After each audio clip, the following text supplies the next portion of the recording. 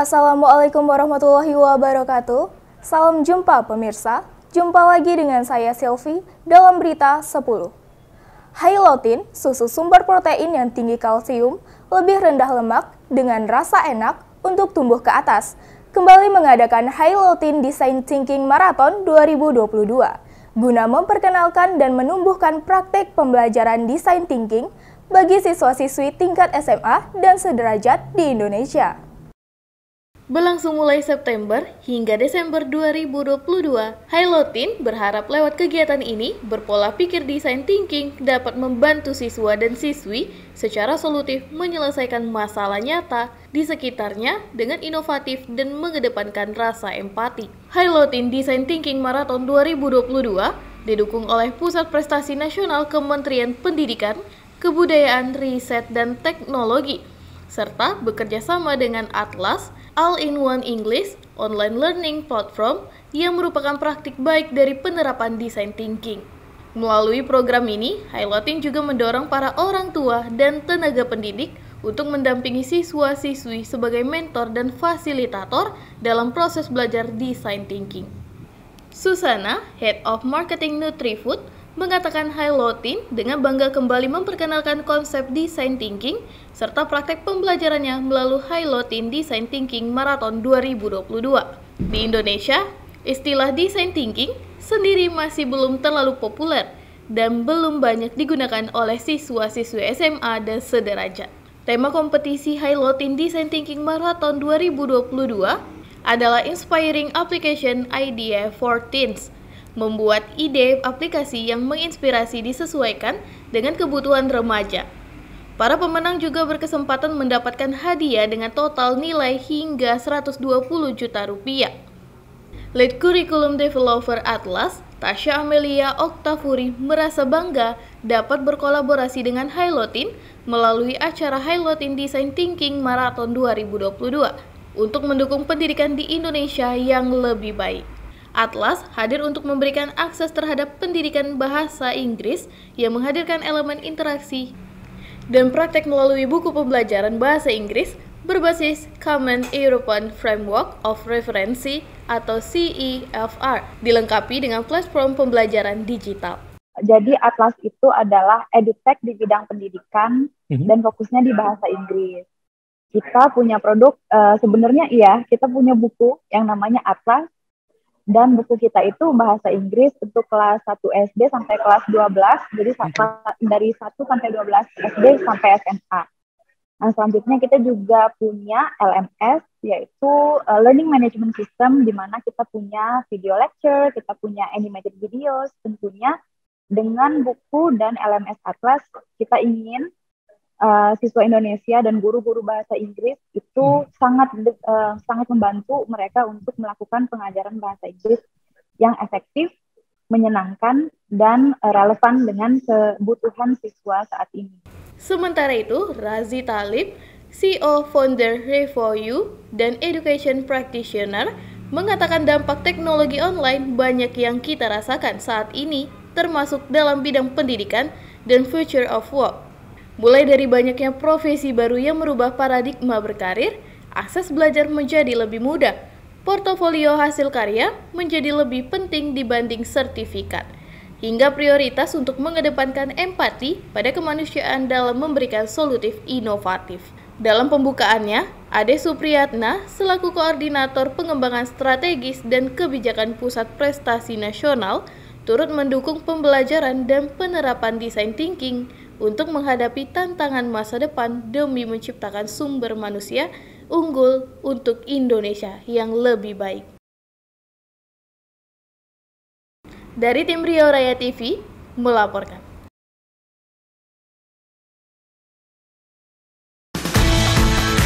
Ada yang baru di Riau Raya TV. Program yang memberikan fakta-fakta unik dari penjuru dunia.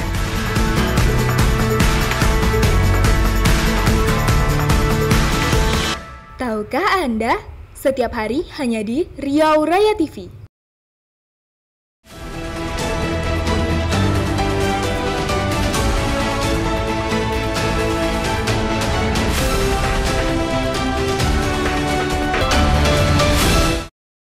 seorang pekerja kebun akasia di Kuala Kampar, Pelalawan Riau, diterkam harimau Sumatera. Korban bernama Nihar, 41 tahun itu, diterkam saat akan buang air kecil. Informasi diterima, peristiwa itu terjadi pada Sabtu 3 September 2022 sekitar pukul 22 waktu Indonesia Barat kemarin, di mana korban awalnya berniat buang air kecil ke kamar mandi di belakang kamp PT Pranap Timber. Namun, tiba-tiba korban dikagetkan dengan adanya seekor harimau Sumatera. Kepala BBKSDA Riau, Gemman Hasibuan, membenarkan insiden itu.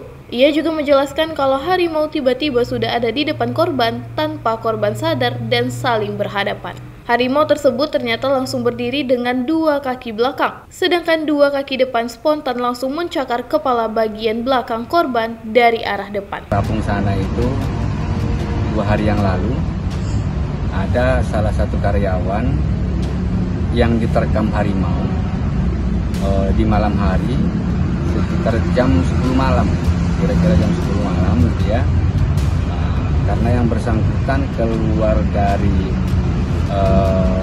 bangunan camp untuk buang air kecil. Begitu dia keluar dari bangunan tersebut, ketika itu harimau-nya ada di luar dan kaget. Dalam kondisi gelap, korban pun langsung berteriak minta tolong. Rekan korban, Zuki dan Agus yang ada di lokasi pun langsung berteriak dan mengusir harimau Sumatera. Saat diteriaki, harimau melarikan diri dan korban diselamatkan. Korban dibawa ke kantor estate Serapung untuk selanjutnya dibawa ke RSUD Selasi Pangkalan Kerinci, Pelalawan. Korban mengalami luka robek pada bagian kepala belakang, leher pundak, dan kaki kiri. Bahkan akibat kejadian tersebut, sejumlah pekerja telah dievakuasi. Selanjutnya pada Minggu 4 September 2022, sekitar pukul 8 waktu Indonesia Barat, tim BBKSDA turun memberikan sosialisasi kepada pekerja terkait penanganan konflik harimau. Ada beberapa langkah dilakukan, salah satunya terkait evakuasi pekerja. Insiden pekerja diterkam harimau sendiri bukan pertama kali di PT Pranap Timber. Sebab insiden yang sama juga baru saja terjadi di wilayah kerja PT Pranap Timber pada Jumat 19 Agustus 2022. Lokasi kali ini sekitar 2,5 km dari kejadian sebelumnya, jadi masih satu perusahaan yang sama tapi beda camp. Di kasus awal tersebut, seorang pekerja perempuan bernama Sehat Sophia Damanik, 44 tahun, tewas diterkam harimau. Sophia tewas saat tengah menemani suaminya mandi di kanal tak jauh dari camp.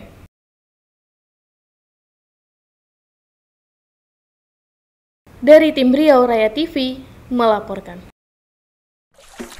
Dari mana air yang kita gunakan berasal? Dari keran, sumur, atau dari sungai? Namun di balik semua sumber itu, air datang kepada kita melalui alam. Air tersimpan dalam hutan, batuan, tanah, danau, dan sumber air. Air yang disimpan di dalam sumber air akan dialirkan secara alami oleh sungai dari hulu ke hilir. Sungai menyediakan alat angkut dan transportasi. Air juga menyalurkan nutrisi untuk alam. Banjir dapat dihindari dengan menjaga sumber dan saluran air. Air dapat terus memberikan layanannya jika kita selalu menjaga kelestariannya. Jagalah air untuk melindungi keanekaragaman hayati, ekosistem, dan alam. Manfaatkan alam untuk kelestarian air.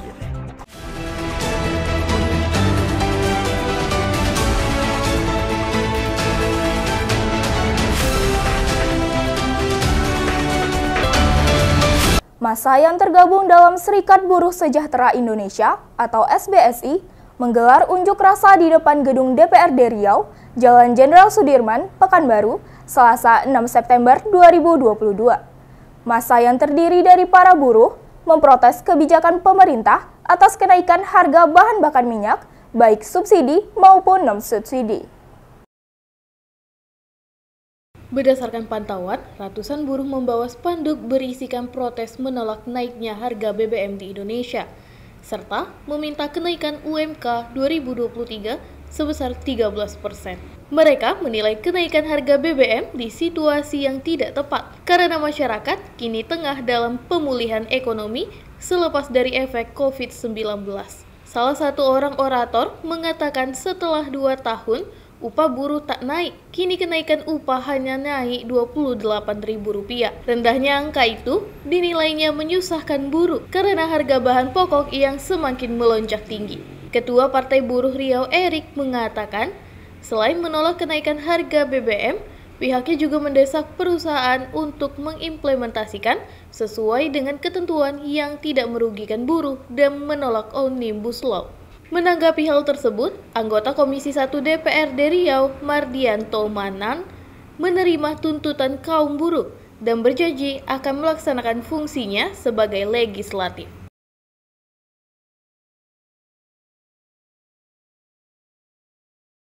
Dari tim Riau Raya TV melaporkan.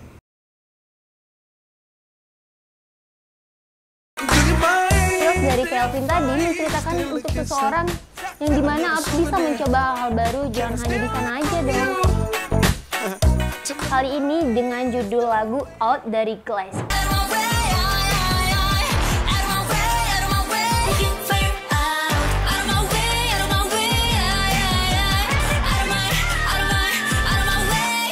Daripada itu, jangan kemana-mana, tetap saksikan terus musik kita.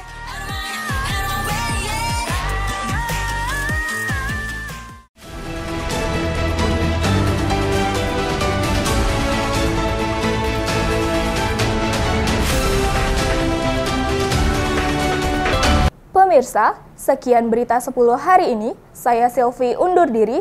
Sampai jumpa. Wassalamualaikum warahmatullahi wabarakatuh.